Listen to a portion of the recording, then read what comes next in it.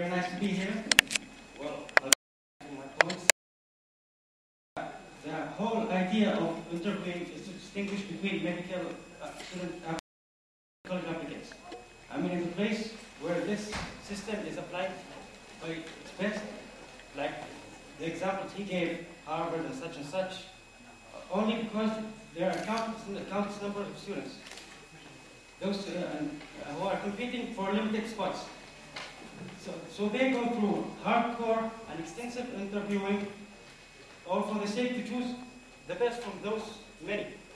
That's why.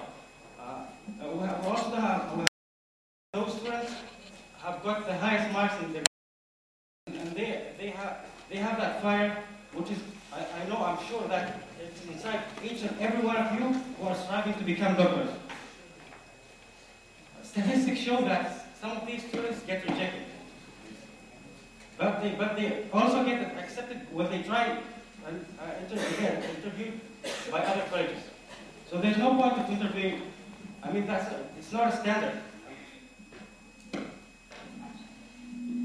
So it's not a standard for interviewing.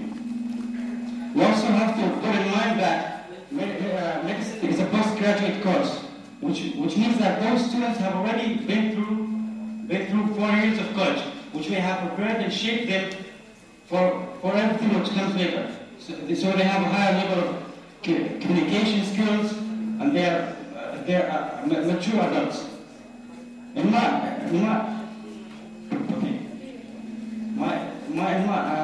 opinion, and I think all of you agree with me when I say we all shared a very good primary education, but it didn't prepare us for any of this extensive medical interviewing.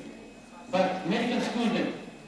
I mean, after each lecture I sat in, each lecturer I talk to, and each advice I get from a faculty member or a dear colleague makes the word or the statement, the word medical student gets more. And it makes me grow both intellectually and spiritually. And I didn't hear of any student who took his responsibility fully, suffered in medical college. Because the criteria is already good. I mean, they're good grades. But we also have to see that they worked hard for 12 years. And they have that will. So that's not stop. I mean, that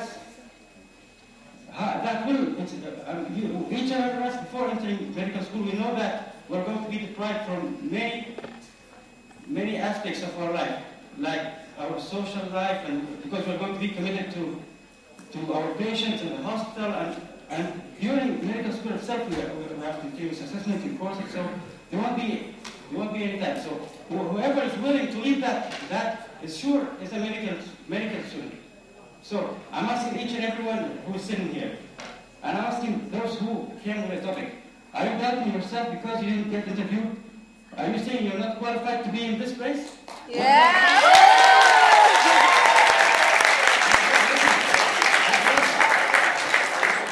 What about all of these doctors who are graduating under the same system? Are you saying that they're not qualified to be? Are you saying that if you get ill, you're not going to get them? Thank you very much.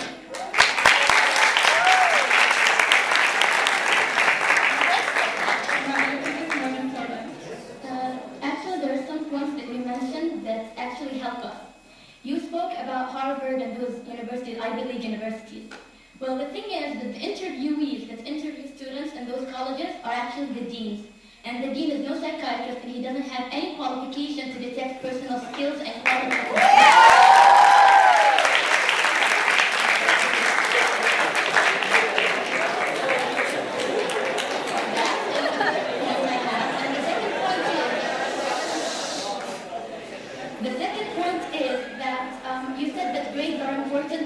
Certain characteristics and skills are more important. Well, the thing is, it was psychologically proven that people's traits and characteristics can actually be affected into changing. So if I don't have certain skills, I don't have certain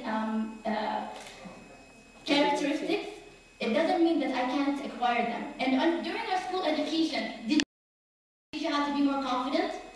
Did anyone teach you how to speak in public? Did they teach you how to do those things? All they teach you is they focus on the academic aspects of education.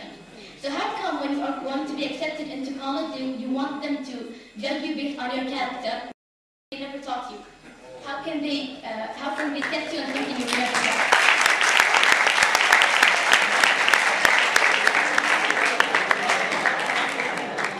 That's why I have to learn identity.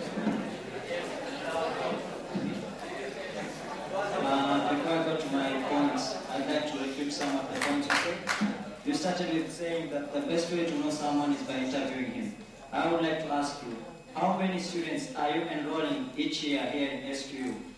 Approximately 1,000. Are you telling me over one interview you can know all those approximately 1,000 students?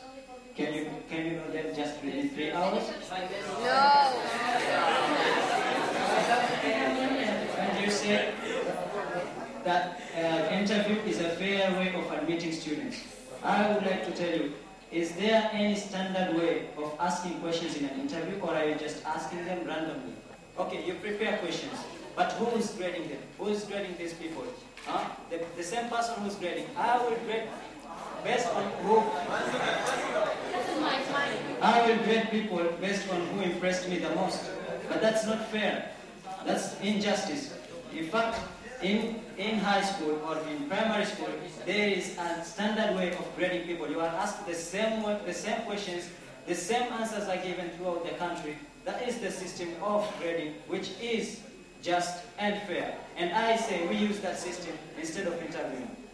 You also came to a point of saying where skills gained through this interview and this thing is an important consideration for selection. That interview is an important consideration of selection because it shows you who has the skills. What are you looking for in an interview? You are looking for body movement, for gestures. You are looking for all this. This is not for nothing in medical field.